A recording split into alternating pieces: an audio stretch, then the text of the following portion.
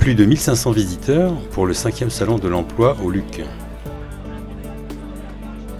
Une quarantaine d'exposants présents pour cette manifestation qui malheureusement prend de l'ampleur.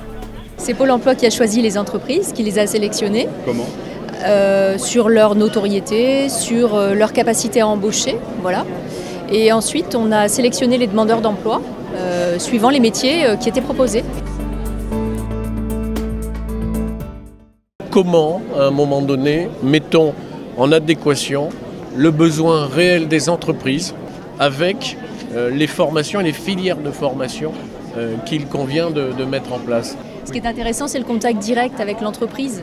À l'heure où la dématérialisation régit le monde du demandeur d'emploi, de temps en temps, d'avoir des petits points où les personnes ont un contact direct, c'est intéressant.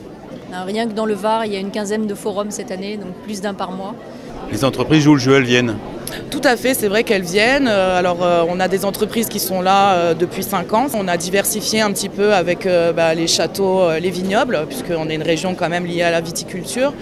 Et on a choisi de faire donc ce salon en février pour justement que ces châteaux puissent embaucher pour les bourgeonnages, les vendanges, etc. Alors les secteurs d'activité les plus représentés, on va dire que c'est la logistique, transport logistique, tout ce qui est service à la personne bien entendu, puisque avec le vieillissement de la population c'est un secteur qui recrute bien entendu, et tout ce qui est enseigne commerciale type Leclerc, Lidl, etc. Mais aussi des groupes de BTP comme le groupe Tarouenne. Alors motivation, ils l'ont tous, parce que ce matin je les ai rencontrés, que ce soit des hommes, des femmes, à tout niveau, ils sont tous motivés. Mais il y a aussi un moment où la formation professionnelle prime aussi. Et effectivement, dans nos entreprises comme le BTP, il faut absolument avoir les formations et les compétences du métier, sinon ça n'a pas de sens. Il y a tellement de pôles d'activité qui sont représentés aujourd'hui que je pense, en faisant des salons un petit peu plus représentatifs du métier, en tout cas ce qui nous concerne nous, le BTP, on pourrait toucher un peu plus de monde. Quelle est la volonté de la communauté de communes de développer ce genre d'événement ? Mais écoutez, déjà, c'est pour donner une dynamique un peu aux candidats qui sont sur notre territoire. Si on développe cette dynamique déjà, premièrement, au niveau des entreprises, ça va automatiquement créer une dynamique au niveau des candidatures et des demandeurs d'emploi. Nous voulons attirer des entreprises innovantes, des entreprises aussi qui puissent tirer vers le haut le territoire.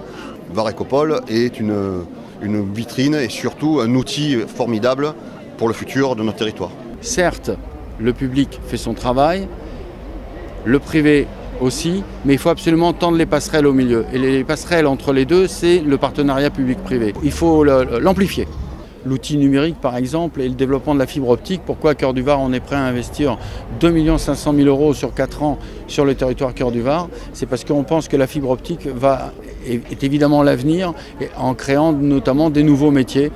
Le télétravail par exemple, mais aussi la formation à domicile, parce que quand on aura des autoroutes de l'information aussi importantes que celles que peut véhiculer la fibre, on aura des champs nouveaux qui vont s'ouvrir.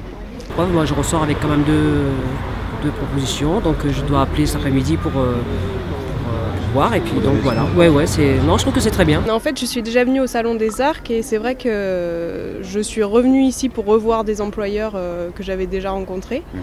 Et il m'a semblé qu'ici il y avait beaucoup plus d'offres et j'ai pu avoir pas mal de contacts. C'est plutôt positif, peut-être une promesse d'embauche, on verra bien. Entretien de jardin-piscine, voilà, tout à fait. Sur le golfe de Saint-Tropez en plus. À nous les beaux bateaux, la belle vie quoi.